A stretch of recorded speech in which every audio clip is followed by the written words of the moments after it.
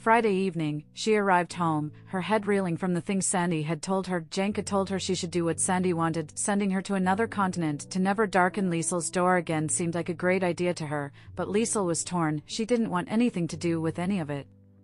She didn't think Sandy was going to be a good mother, and aiding her in absconding with the child, Merlin's child, felt like a situation she did not want to be part of. It was after 7 and she made her way into the kitchen to find Matilda putting the last dish away from the dishwasher. "Hi Liesel. You're home late."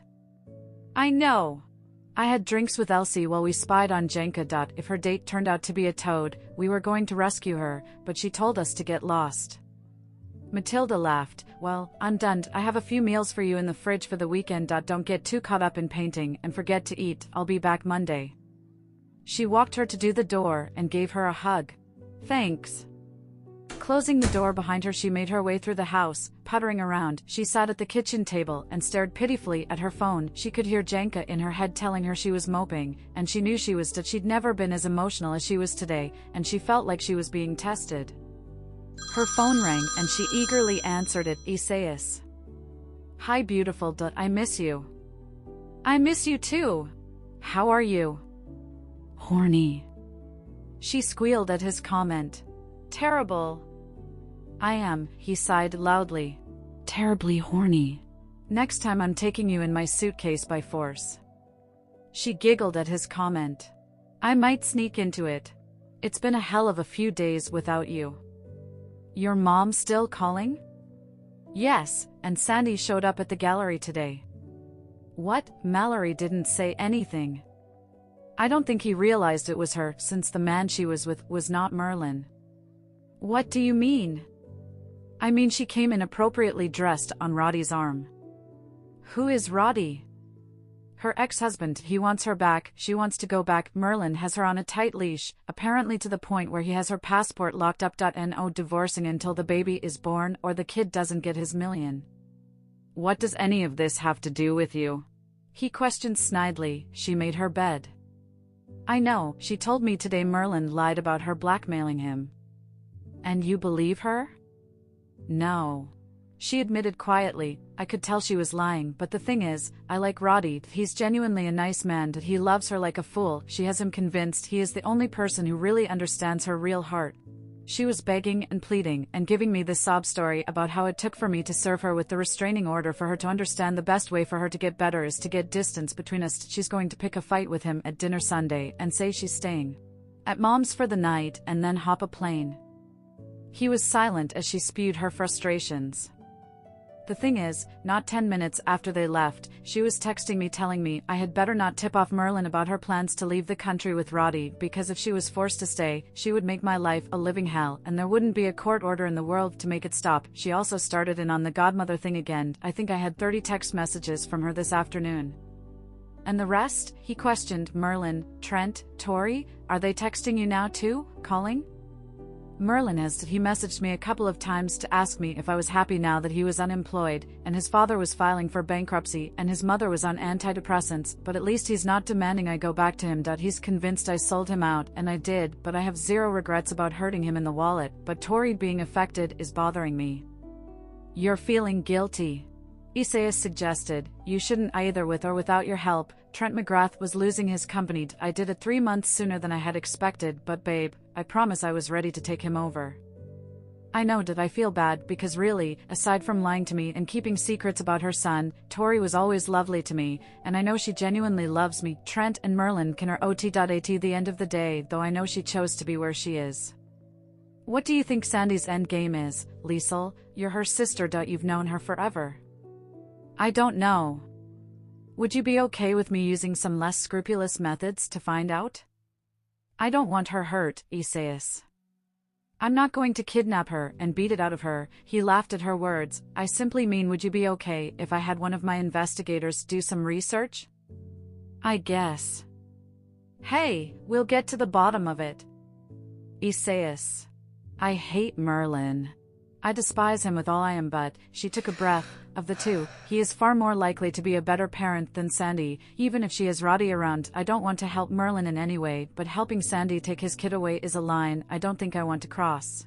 She knew he was contemplating her words as he exhaled a long sigh. Isaias, what am I supposed to do here? I don't want to tip him off because I don't want to be involved, and I really don't want to deal with her wrath. If I say nothing though, then I'm aiding her in taking a child to a foreign country where he might not ever get to see it. Worse, with her the way she is mentally, is this going to put the child at significant risk?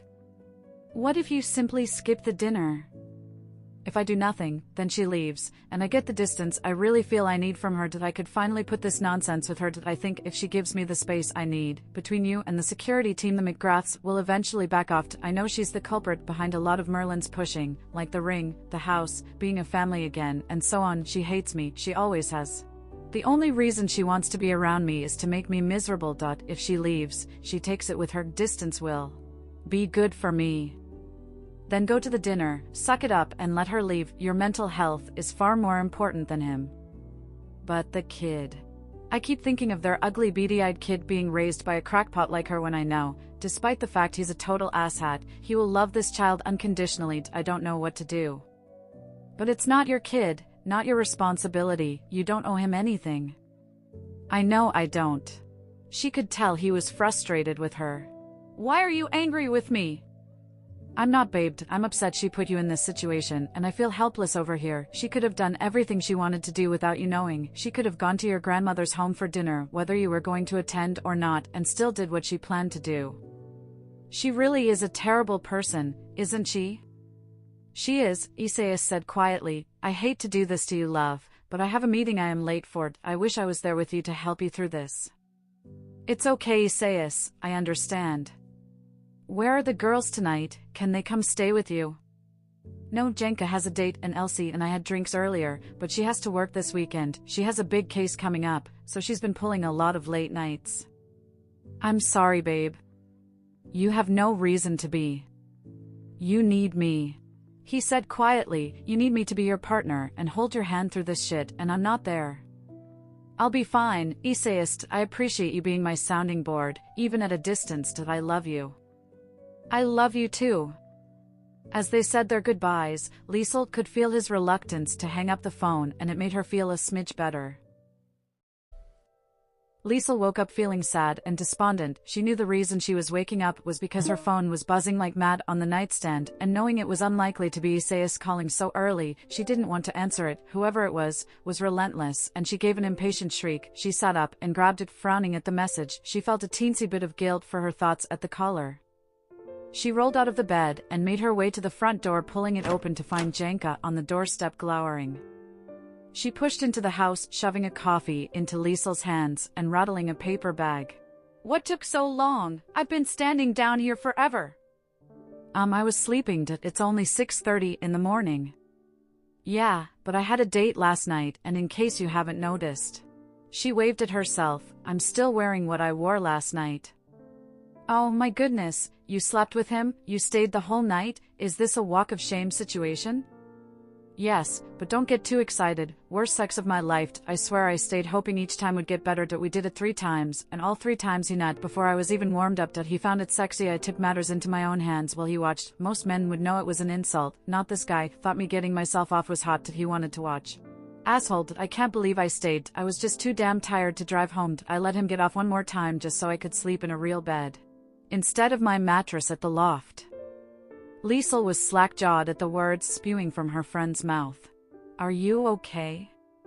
Janka tipped back her coffee cup and drank it to the dregs. No, I am not okay. I am pushing 30. I have my own business. A very successful business. I have a loft above my business, which I love. I have money in the bank, a great car, and amazing friends. I love my life. Why then? She turned to face Liesel. Her face beat red. Am I so desperate to be loved and held? I would allow myself to not once, not twice, but 3 times have a man come on me in under a minute. Under a minute, Liesel.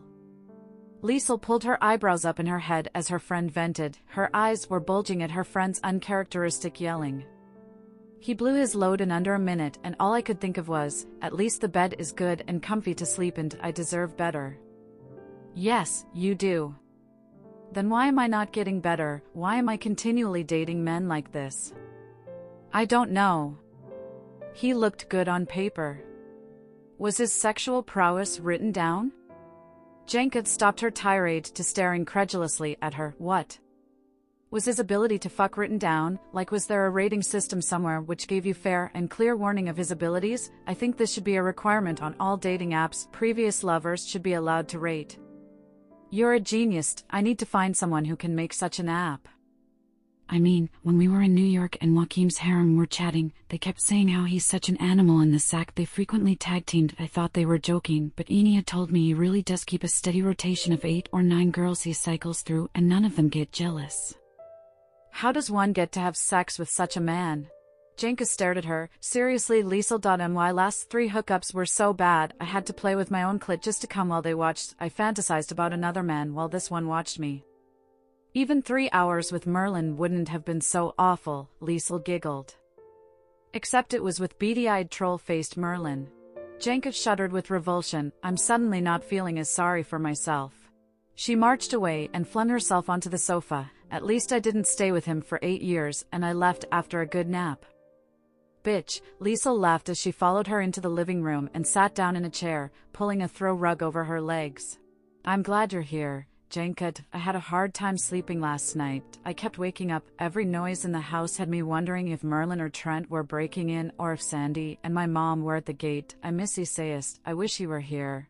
I know he had meetings and our conversation got cut short, but I wasted the entire chat with him talking about them and not about us. I should have been having phone sex and flirting, and instead I was sulking and moping. What did he say about Sandy? He thinks the reason she is doing this is to make me crazy. She knows she's putting me between a rock and a hard place, and as a result it's going to make me upset. He pointed out she didn't need me at Grants to do her plan. She could have picked a fight with Merlin and said she was spending a night with Mom without my involvement. She's doing it because she knows it's going to upset me to help her plot. Liesl sighed and pulled the plastic top off her coffee. She sniffed and then gagged. What the hell is this? Coffee, your usual. A large mocha, full fat, an extra shot of espresso, an extra whipped topping. Janka sat up and looked at her curiously. What's wrong with it? It smells off. She made a face. Maybe the whipped cream was bad. Janka jumped off the sofa and grabbed and took a drink. Liesl gagged again at her actions. You're the only person I know who drinks the milk when someone says it's sour. It's not sour, it's exactly how you like it. Janka stared at her curiously. She looked around the room and noted the candy wrappers. Did you eat all those jelly beans? Yes, I was sad. She looked away knowing she was eating her feelings. Her inability to curb her candy cravings was becoming a problem.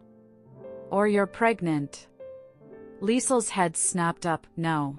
Something in Liesl's face made Janka sit up and take notice. Liesl, last period? I don't have them because I just keep taking my pills. Have you missed any? No, I mean when we went to New York, I didn't pack an overnight bag, so instead of taking my pill in the morning, I ended up taking 2 the Monday. I did it again the weekend of the gala because I was at the hotel. That's nothing new though, I always did this. Yeah, but your partner was a stickler for a condom. How many times do you and Isaias use condoms? She frowned. We don't, Janka. You're being silly. I've been doing this for nearly 15 years. Yes, dumbass, but you remember why Merlin used condoms every single time? Every time, remember? The first month you were married you had a pregnancy scare. You were excited, he was pissed off. After that it was all condoms all the time? Oh shit.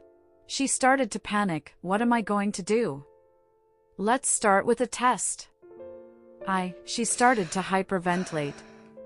Breathed. I'm going to run to get you tests. I'll be back in 30 minutes. You can't leave me, she shrieked. Well, I can't go outside and ask Mallory to go get you pregnancy tests. She flapped her hands with a scream. Call Elsie, call her now. As Janka dialed out, Liesl found herself unable to get out of her chair as panic squeezed her chest. What on earth had she done? She was pregnant. At least, according to the 3 tests Elsie and Janka made her take. As she sat in Fred's kitchen while Meredith went over all the options she would have, her big brother was rubbing her shoulders reassuringly. You need to start by telling Isaias. He's away. I know, but call him. Fred spoke in a tone Liesl knew he used to try to soothe Winnie when she was having a temper tantrum. Fred, he was agitated when I told him I had fallen in love with him over the phone. How the hell do you think he's going to react to find out I'm pregnant over the phone? He's going to leave me. She blurted the words out in a panic. He's never going to want to be with me. He's going to think I tricked him or trapped him. Liesel, he loves you. Yes, but I'm the first person he ever said the words to. He's not going to be as receptive to a kid. She started to stand up, but Fred pushed her back down in the chair. You don't have to tell him, Meredith tossed out. You could just go to the clinic, get it taken care of, and nobody will be the wiser. I'll be the wiser, she almost shrieked at Meredith. I can't make such a decision without his input. I'm such a fool. It's not the end of the world. Fred patted her shoulders, pressing a kiss to the top of her head. Winnie was the best accident to ever happen to us. You and Meredith were married for 3 years before you got pregnant. I've been with him 3 months, not even 3 months. She felt her bottom lip trembling at the way she was feeling. What if he breaks up with me? Are you more upset about being pregnant or potentially losing Isaias? She glared at Meredith for the question. Both are equally disturbing Meredith. So, you don't want to be pregnant? As her sister-in-law posed the question bluntly, she felt a flurry of feeling in her chest and she looked up with tears in her eyes. I think I really do. You think? Meredith asked boldly. She knew Meredith wasn't trying to be cruel. She was forcing her to say aloud what her sister-in-law knew already. She was already in love with the child she was going to have. I know I do. She whispered and then put her hands on her belly. I'm having a baby. How far along are you? What? I don't know. Which test did you do? You can get the test, which tells you how many weeks you are. I mean, it's a rough estimate, but based on your HCG levels it tells you. Elsie just brought the tests, which had pink crosses on them. Fred, go to the store and get the fancy tests. Meredith ordered him. Why do I have to go? Because your sister needs you to go. She needs me to hug her. You go. No, you stress her out with your yakking about calling Isaias. Get out. Meredith waved him off. No, buying pregnancy tests is as bad as buying your tampons. I'm not doing it. Actually, she whispered, I think I want to go home. You want to go back home? I do. She sniffed. I'll stop at the pharmacy on my way and get the test, Meredith said, but I want to go home and paint. I need to paint. I'll drive you home. Fred helped her up. He tilted her chin. No matter what happens, we're here for you, whether you do this as a couple with Isaias or on your own as a single mom, though I personally think he'll be all in. We've got your back, baby girl. I love you. She felt the tears streaming as her brother hugged her tight and she reciprocated his hug. She rested her cheek to his chest. I love you too.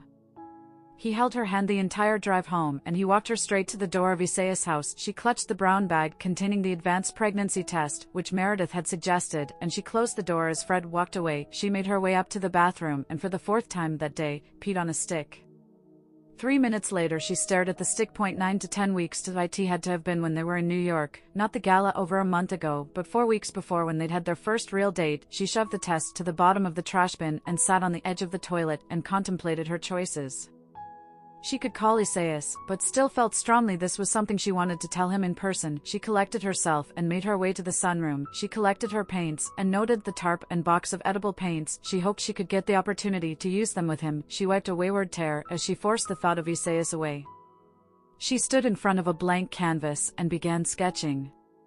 Several hours later she stretched and then frowned as she was certain she heard footsteps on the stairs and then the front door closing. She looked at her phone and noted the time was coming on 5. Where had the day gone? Hello? She called out, wondering who had closed the door. She went to the front door and opened it and looked out, but didn't note anyone out there other than Mallory's team's vehicle at the bottom of the driveway. He waved up at her and she frowned. If anyone had come or gone of them would have seen. She listened and then took the stairs up to the bedroom. She looked around and then paused as she noted the suitcase at the end of the bed. Isaias' suitcase. When had he come home?